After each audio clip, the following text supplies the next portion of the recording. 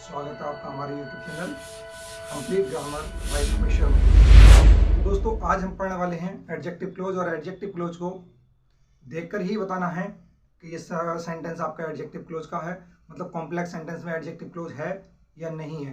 तो दोस्तों इसकी आपको बहुत सिंपल पहचान में अभी आपको कराने वाला हूँ। तो दोस्तों देखो, सेंटेंस हमारा एडवर्ब क्लोज हम पढ़ रहे हैं एडवर्ब क्लोज, और एडवर्ब क्लोज को ही हम दूसरे नाम से कंडीशनल सेंटेंस भी बोलते हैं। कंडीशनल सेंटेंस भी हम दोस्तों इसे बोलते हैं, लेकिन हमें केवल पहचान करनी है। दोस्तों कंपटीशन में जब आप बैठे हो तो कंपटीशन में सेंटेंस को देखकर ही पता लगाना होता है कि भाई सेंटेंस कहाँ गलत है। बहुत कम सेकंड में 10 से 12 सेकंड में आपको एनालाइज कर देना है कि भाई सेंटेंस हमारा कहाँ गलत है या नहीं है। और इसकी पहचान के लिए देखो मैं अभी एडवर्ब क्लोज को अब लेकर आऊँ, और एडवर्ब क्लोज के बारे में थोड़ा मैं आपको बता दूं कि एडवर्ब क्लोज वह क्लोज होगी जिसमें कहीं ना कहीं कोई ना कोई शर्त निर्धारित होगी, और शर्त को दर्शाने के लिए आपके कोई ना कोई कंजक्शन होंगे। और कंजक्शन देखो आज हम पढ़ने वाले हैं, केवल यहाँ अभी इफ के बारे में पढ़ने वाले हैं, और मैं आपको इफ के साथ ये 4 डायरेक्शन आपके सामने बता रहा हूँ, और आप इसे अच्छे से याद कर लेना। और आपको हर परीक्षा में एसएससी की जो भी परीक्षा आप देने जाओगे उसमें 2 या 3 सेंटेंस इससे रिलेटेड मिल जरूर जाएंगे। अब देखो मैंने 4 जगह आपको इफ लिखा है, कंजक्शन एडवर्ब क्लोज को और भी है, लेकिन हम सबसे ज्यादा इफ के बारे में पढ़ने वाले हैं।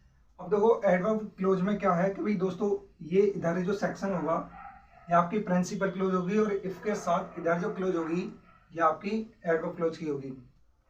अब देखते हैं, देखो मैंने एक सब्जेक्ट दोस्तों यहाँ लगा दिया, अब दूसरा सब्जेक्ट मैंने यहाँ लगाया, तीसरा सब्जेक्ट भी मैंने यहाँ लगा दिया, और चौथा सब्जेक्ट भी मैंने आपके सामने यहाँ लगा दिया। ठीक है। अब दोस्तों इफ ये कंजक्शन है तो इसके आगे भी एक सब्जेक्ट होगा, यहाँ आपका दूसरा यहाँ भी एक कंजक्शन होगा। अब ये जो थर्ड है इसके आगे मैं देखो 2 सब्जेक्ट्स लिखने वाला हूं भाई, और आपको देखना है कि ये 2 सब्जेक्ट्स मैंने लिखे क्यों हैं। और इफ यहाँ भी आपका एक सब्जेक्ट होगा। अब दोस्तों यहीं से हमें सेंटेंस को पहचानना है। बहुत कम समय में तुरंत पता लगा लोगे कि भाई सेंटेंस हमारा सही है या गलत है, और एडवर्ब क्लोज का है या नहीं है। अब दोस्तों देखो, पहले सब्जेक्ट के आगे अगर आपकी यहाँ कोई वर्ब आती है और इस सब्जेक्ट के आगे जो वर्ब आएगी वो वर्ब क्या है, तो देखो मैं डायरेक्टली आपके सामने वो वर्ब लिख रहा हूं जो आने वाली है। मैंने यहाँ वर्ब लिखा है, लेकिन वो वर्ब क्या होगी। अगर आप कहो कि भाई इसके आगे हमारी मेन वर्ब की फर्स्ट फॉर्म आई है, या एस या ई एस आया, मतलब प्रेजेंट इंडेफिनिट की वर्ब आई है पहली कंडीशन में, तो दोस्तों ध्यान रखना कि इस सब्जेक्ट के आगे भी अगर आपको मेन वर्ब की फर्स्ट फॉर्म मिल जाए या उसमें एस या ई एस मिल जाए तो वो सेंटेंस आपका बिल्कुल सही होगा दोस्तों, उसमें कोई गलती नहीं होगी।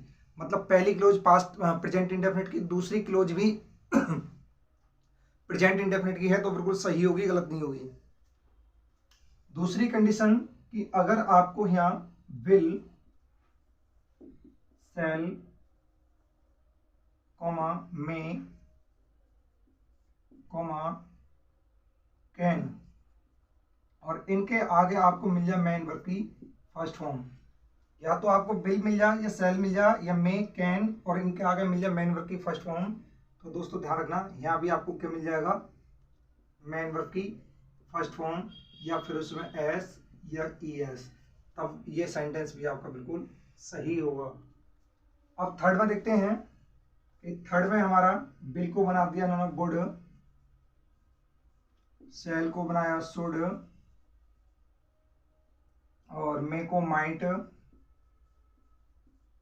कैन को बना दिया कुड, और दोस्तों इसके साथ भी इन्होंने दे दी मेन वर्ब की फर्स्ट फॉर्म। तो मैंने यहाँ दोस्तों देखो 2 सब्जेक्ट आपके सामने लिखे हैं, और दोनों सब्जेक्ट में क्या करना है, देखो अगर यहाँ आपसे बोला जाए कि भाई यहाँ हेल्पिंग वर्ब लगानी है तो वह हेल्पिंग वर्ब आपकी वर्ब होगी, चाहे फिर ये सब्जेक्ट आपका सिंगुलर है या प्लूरल है। और अगर आपसे बोला जाए कि भाई यहाँ आपको मेन वर्ब लगानी है तो ध्यान रखना दोस्तों, वह मेन वर्ब फिर आपकी सेकंड फॉर्म में होगी, मतलब पास्ट इंडेफिनिट की होगी, तब सेंटेंस आपका बिल्कुल सही होगा। अगली फोर्थ कंडीशन देखेंगे कि अगर यहाँ इन्होंने लिखा वुड, वुड के बाद लिखा कुड, कुड के बाद लिखा दोस्तों शुड, और शुड के आगे लिखा दोस्तों माइट, और माइट के आगे लिखा इन्होंने हैव, और हैव के आगे लिखा मेन वर्ब की थर्ड फॉर्म। तो दोस्तों ध्यान रखना, फिर ये जो क्लोज होगी इसके इस सब्जेक्ट के आगे आएगा हेड, और हेड के आगे आएगी आपकी मेन वर्ब की थर्ड फॉर्म। तो दोस्तों सबसे ज़्यादा सेंटेंस आपके यहीं से पूछे जाते हैं, और हमें अगर ये फॉर्मेट पता होगा तो हम सेंटेंस को देखकर ही बता देंगे सेंटेंस में गलती है या नहीं है। पहले दोस्तों आप इसे नोट कर लेना, मैं दोबारा एक बार फिर एक्सप्लेन कर रहा हूँ, उसके बाद मैं इसके सेंटेंस बोलने वाला हूँ। जिसे स्क्रीनशॉट लेना है दोस्तों स्क्रीनशॉट ले लें।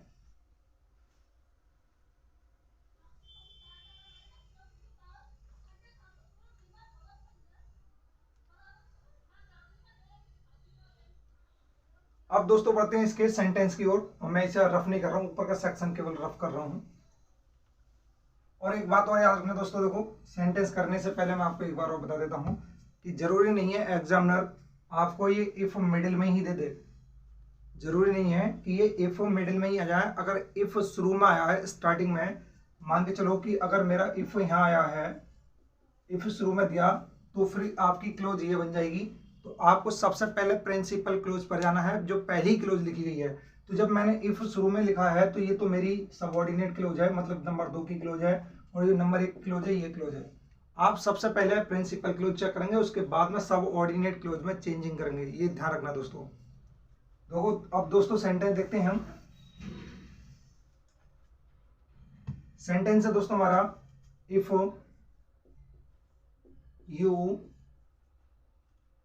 you will call me,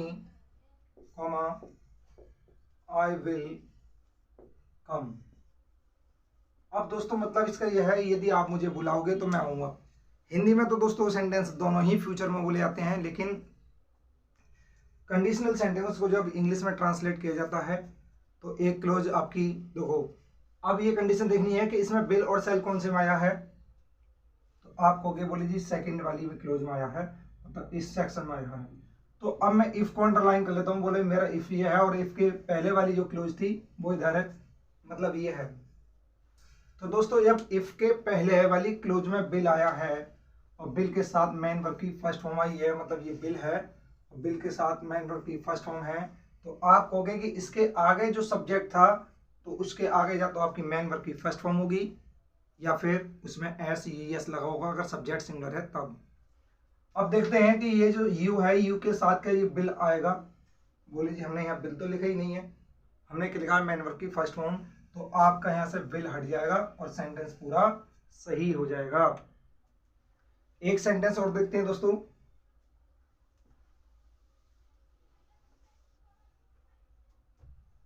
अगला सेंटेंस है if C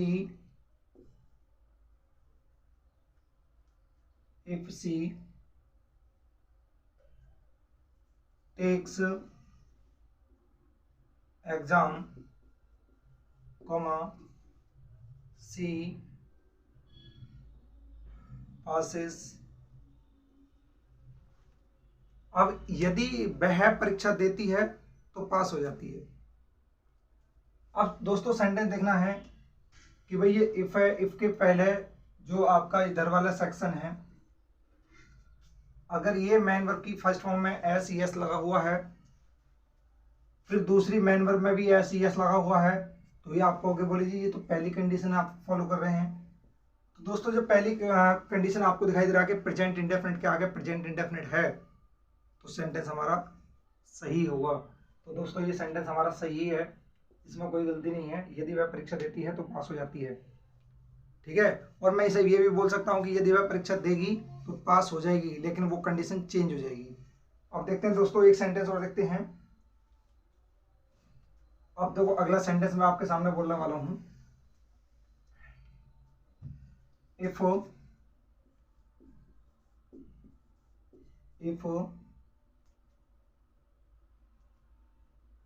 you had a book, comma, you would have given to me। यदि आपके पास एक किताब होती तो आप मुझे दे देते। लेकिन हमें अर्थ नहीं निकालना दोस्तों, हमें तो केवल देखना है कि भी सेंटेंस सही है या गलत है। तो दोस्तों हम आगे इफ की ओर।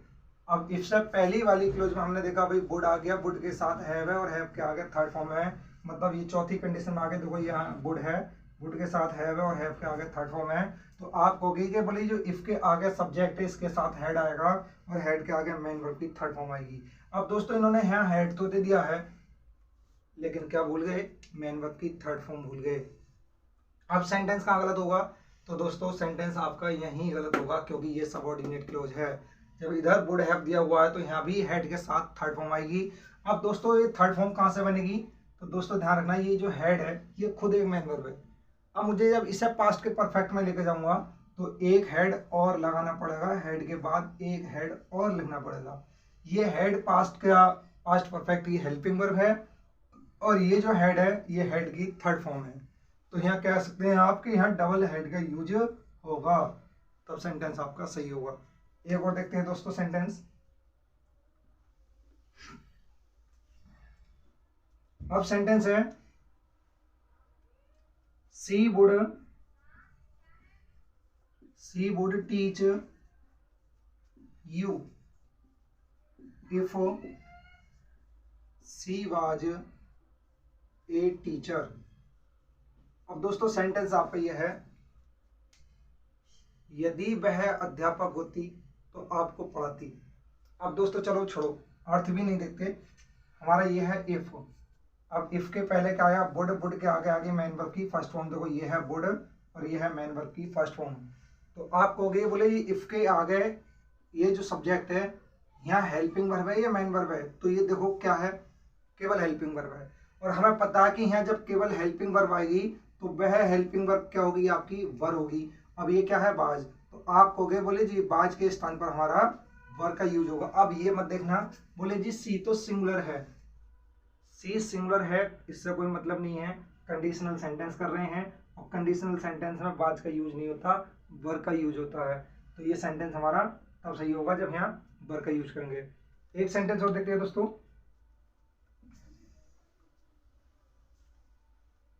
अब सेंटेंस है हमारा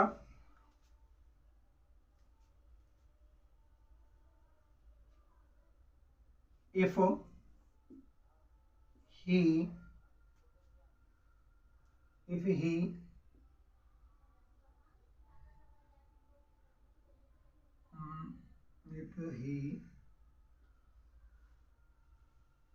knows your address, if he knows your address, comma, he would have told you then। अब दोस्तों इसमें देखते हैं, देखो अब इसमें जो सेंटेंस है हमारा, जो इफ के पहले वाली क्लोज है मतलब प्रिंसिपल क्लोज है, वो क्या है, बोले जी वुड है, वुड के आगे हैव के आगे थर्ड फॉर्म है। तो बोले जी इसे सही कैसा करें, सही क्या करना है, प्रिंसिपल क्लोज में वुड है, हैव और थर्ड फॉर्म है, तो हमें ये वाली जो वर्ब है क्या बनानी है, हेड के साथ थर्ड फॉर्म। तो क्या कर देंगे नोज के स्थान पर हेड नॉन लॉजी, हो गया सही। अब मुझे लगता है दोस्तों कि इससे आसान आपको अब कोई नहीं बताने वाला, कि जो एडवर्ब क्लोज की हम सबसे आसान तरीका हमारा यही है, और मुझे लग रहा है कि ये चीज़ आपको समझ में आ गई है।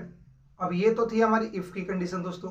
अब पढ़ते हैं कि एडवर्ब क्लोज में कौन कौन से कंजक्शन आते हैं और क्या कंडीशन होती है, तो ये भी देख लेते हैं दोस्तों।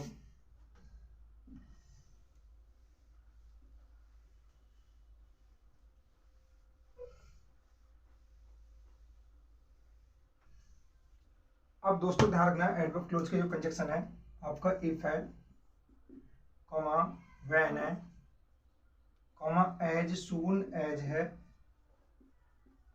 अनटिल है और अनलेस है। दोस्तों मोस्टली आपके यही कंजक्शन पूछे जाते हैं, और इसके आगे ये ध्यान रखना दोस्तों कि जो भी इनके आगे सब्जेक्ट आएगा एडवर्ब क्लोज में, उस सब्जेक्ट के आगे अगर आपको धोखे से भी विल, शैल ये दिखाई दे जाए और मेन वर्ब की मिल जाए मेन वर्ब की फर्स्ट फॉर्म, तो समझ लेना है कि ये चीज आपकी गलत होगी। मतलब इन कंजक्शंस के आगे मॉडल वर्ब यूज नहीं होती है, इतनी बात आपको याद रखनी है। अगर ये आपकी हाँ कहीं भी आपको ये कंडीशन आ जाती है तो आपको कुछ नहीं करना, ये वाली जो मॉडल वर्ब है ये हटानी होगी और फिर देखनी होगी कि इसके ठीक पहले ये कौन सी क्लोज लगी हुई है।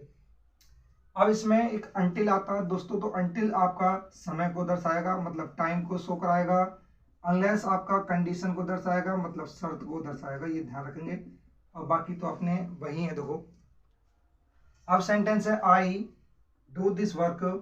एक सेंटेंस देखते हैं, I shall do this work when you will pay me. अब दोस्तों ये सेंटेंस है, अब मुझे बताना है, या आप सोचो इसमें कि गलती कहाँ हो सकती है, तो आप कहोगे कि बोले ये आया हमारा वैन, वैन के पहले अगर मॉडल वर्ब है तो भाई ये चलती है, इसमें कोई गलती नहीं है। लेकिन वैन के आगे अगर मॉडल वर्ब है तो समझ लो यही आपकी गलत है। आप गलत है तो यहाँ से विल हटा देंगे, सब्जेक्ट आपका प्लूरल है, वर्ब भी आपकी मेन वर्ब की फर्स्ट फॉर्म में रह जाएगी, वो भी आपकी प्लूरल ही होगी। अब दोस्तों एक सेंटेंस और देखते हैं,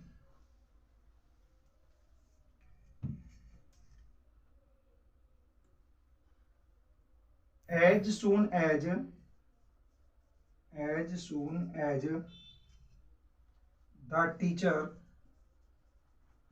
the teacher will enter the classroom, comma, the students will stand up। अब दोस्तों सेंटेंस हमारा as soon as the teacher will enter the classroom the students will stand up। जैसे ही कक्षा में अध्यापक प्रवेश करेंगे विद्यार्थी खड़े हो जाएंगे। अब हमें ये नहीं मतलब कि इसमें मतलब क्या है इसका, हमें तो केवल गलती बतानी है बहुत कम समय में। हमने अंडरलाइन कर लिया as soon as को। अब मुझे पता है कि as soon as के आगे जो सब्जेक्ट आएगा उसके आगे मॉडल वर्ब यूज नहीं होगी, और इसके आगे जो सब्जेक्ट है टीचर है, टीचर के आगे मॉडल वर्ब क्या है, विल। तो आप कह सकते हो बोले ये विल नहीं आएगा, और टीचर सिंगुलर है तो इस एंटर में एस जुड़ जाएगा, सेंटेंस आपका बिल्कुल सही हो जाएगा। अब as soon as के पहले वाली ये जो क्लोज है वो आपकी ये है the students will stand up, और ये क्लोज आपकी बिल्कुल सही है। अब दोस्तों इसमें एक सेंटेंस और देख लेते हैं अनटिल और अनलेस में, और ध्यान रखना दोस्तों अनटिल और अनलेस ये दोनों ही नेगेटिव वर्ड हैं आपके। अभी मैं इसके बारे में भी आपको बता देता हूं।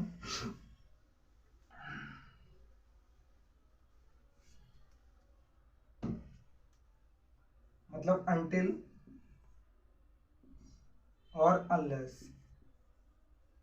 ये दोनों ही शब्द कैसे हैं दोस्तों, नेगेटिव हैं। जब ये शब्द नेगेटिव हैं तो ध्यान रखना इधर जो क्लोज है ये क्लोज तो आपकी दोस्तों नेगेटिव हो जाएगी, कोई दिक्कत नहीं होगी कि ये क्लोज आपकी नेगेटिव हो जाएगी, तो ये बिल्कुल आपकी सही होगी। लेकिन इनके आगे जो सब्जेक्ट है, मतलब ये जो क्लोज हो गया आगे, तो ये क्लोज आपकी नेगेटिव नहीं होगी, ये क्लोज आपकी नेगेटिव नहीं होगी, ये ध्यान रखना। अगर ये क्लोज आपकी नेगेटिव है तो सेंटेंस आपका यहाँ गलत होगा, क्योंकि ये कंजक्शन आपके नेगेटिव हो चुके हैं। अब दोस्तों सेंटेंस देख लेते हैं इसमें, अनलेस सेंटेंस है दोस्तों, unless she does not mend, unless she does not mend her behaviour